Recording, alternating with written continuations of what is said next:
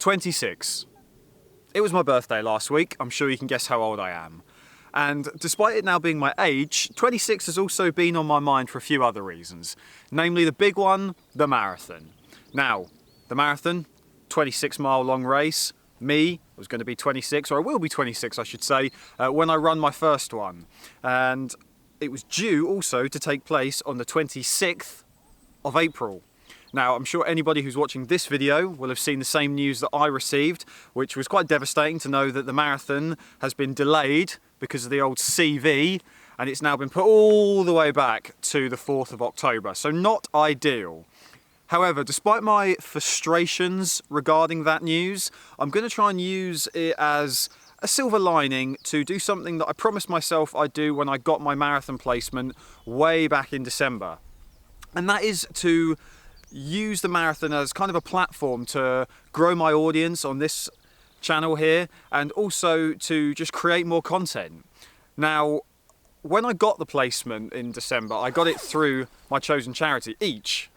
So they're a children's hospice charity, and I really want to make more content explaining the work they do and how events like the marathon and how contributions that runners like maybe you and me make towards charities like this. And something I said to them was that I wanted to use it as a platform, like I said, to create content, to engage with you, an audience, and I'm sure that that will help me increase sponsorship money, because I don't really have any fear of asking anybody who watches this, if you're passing by, to consider donating $1 or £1 to obviously a really, really great cause.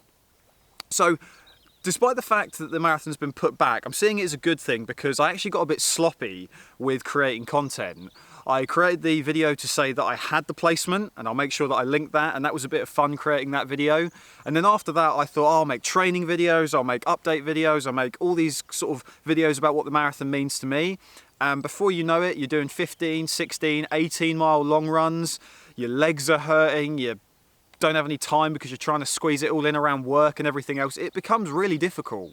And even though I've managed to keep up doing podcasts with Kieran, my coach, on his channel, the videos that I wanted to record just sort of didn't happen. So by being given this 6-month period now there's no excuse. I've decided to come out here today to Alton Water, which incidentally is the place that I choose to do my big 15-mile, 18-mile long runs, and record this video as a catalyst to really get me going. And like I say, to reach out to you as an audience and to increase your knowledge of what the marathon means to me as an individual, and what hopefully it can mean to the people that rely on Each to make their quality of life better. So the first thing I want to do with this video is come out here and just monologue. This is all unscripted. And then after that, I want to explain a little bit more about exactly what the marathon means to me. I can't believe I'm old enough to say this, but my first experience with the marathon started 20 years ago. 20. I'd have only been yay high at that time. And I won't lie to you and say that I watched some performance from yesteryear and it had some lasting impression.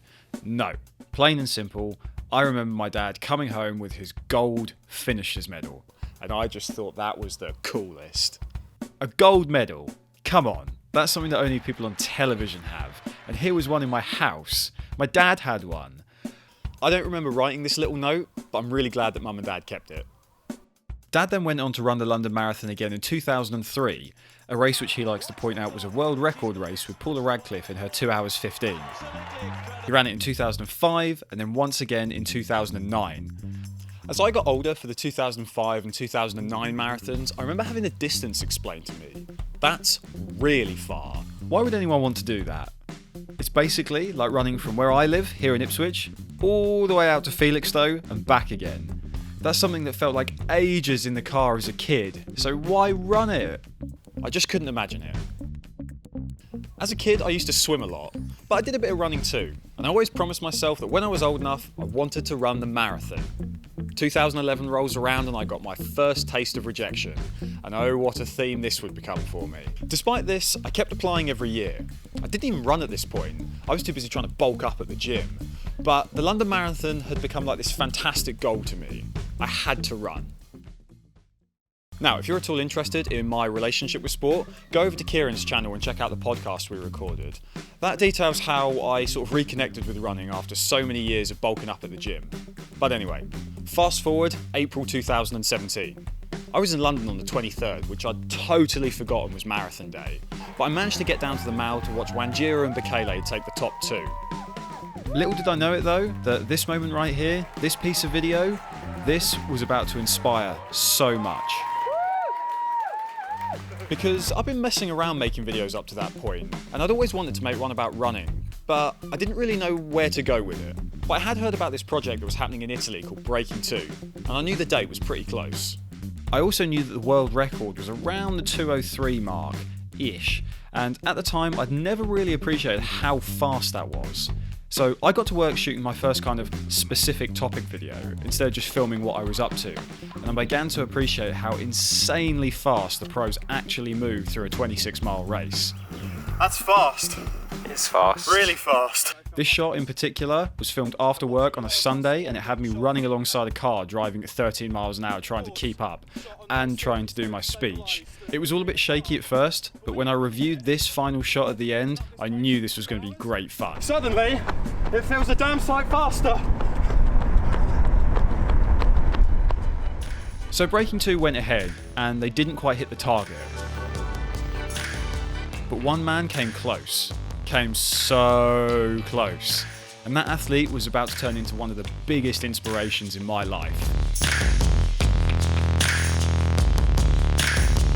Eliud Kipchoge, the Kenyan super runner who dominated the marathon distance, had just run the fastest 26.2 ever. I had to share it, and I put this video together. This video was my reconnection with running, and my first time I'd connected with an audience, because that video took off way more than I could ever have expected. One day, 100 views. 2 days, 500 views. After a week, it had 10,000. I couldn't believe it. That video grew and grew, and it imprinted the name Kipchoge and the time 4:34 per mile in my head so firmly that it inspired me. I felt this new fire to go out and run, and encourage anyone who'd enjoyed the video or left a comment to go out and do the same. A year later, I embarked on a personal quest to break 5 in the mile, and I recorded one of my favourite videos yet in Project 5. By April 2019, I went to London to watch the man race in person. That video again exploded like I couldn't believe, but within a week of that win, he announced something that would secure his name in the history books. Once again, he was going to attempt to break 2 in the marathon. Once again, I grabbed my camera.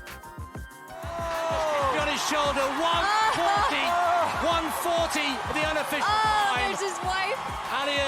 Eliud Kipchoge storms into the history books in Vienna. History made and a legend secured.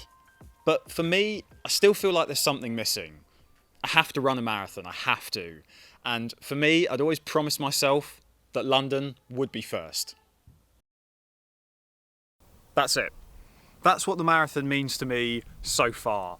And do you know what? I think as we build up now towards October, it's going to start meaning even more and more and more. And as I've just been stood here recording this, thinking about some of those silver linings, I'm actually thinking now that October's probably going to be one of the most unique London marathons in history. The 2020 London Marathon is going to have an even better story to it. So as part of my responsibility as a storyteller, that's really what I want to do, is now to capture my own personal stories in the build up to that race. So I hope that you've enjoyed this video, and I promise that there will be more to come. Thank you.